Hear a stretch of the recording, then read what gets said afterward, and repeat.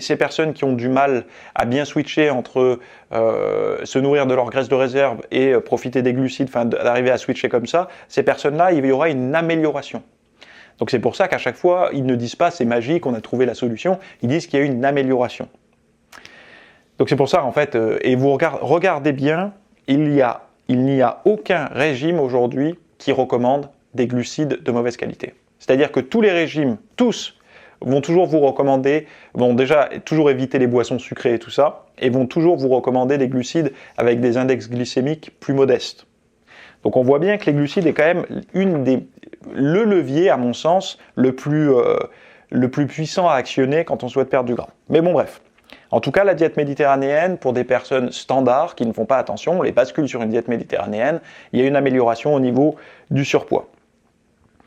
Ensuite, la Mind Diet et psychologie de l'adulte. Donc ils ont essayé de voir si cette approche alimentaire avait que des... Donc, on verra dans la version longue l'idée derrière ce régime, comment manger sur la semaine, est-ce compatible avec le fitness. Et en fait, c'est pas est-ce que c'est compatible avec le fitness. On verra surtout comment l'adapter à un mode de vie fitness.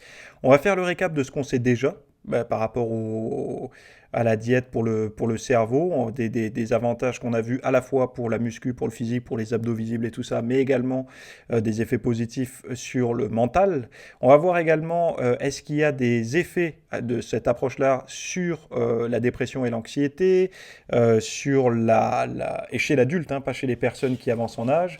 On verra également toutes les portions par semaine en fonction des types d'aliments. Donc la fréquence par semaine, donc ça vous permettra de pouvoir faire vos courses. On verra la notion également, on va détailler un peu ce qu'ils englobent, par exemple, eux, dans les légumes verts. Qu'est-ce qu'ils englobent en fait là-dedans, dans les viandes, dans les volailles, dans les poissons. Qu'est-ce qu'ils englobent là-dedans? Vous allez voir que ça va un peu vous surprendre de voir certaines choses. On va parler un peu de l'alcool aussi.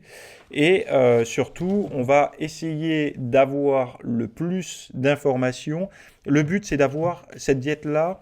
L'idée, c'est de pouvoir la suivre entre deux phases. Par exemple, quand vous n'êtes ni en sèche, ni en prise de masse, quelle approche alimentaire semble la plus cohérente à suivre? Et bien en fait, c'est ce genre d'approche-là.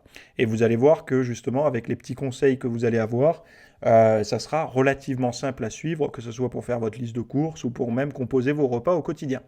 Donc voilà, je m'arrête ici. Si ça vous intéresse de suivre ce cours en version longue, vous avez le lien dans les notes de cette vidéo, dans la description, ou si vous êtes sur le site directement, vous avez un petit bouton pour y accéder. À tout de suite.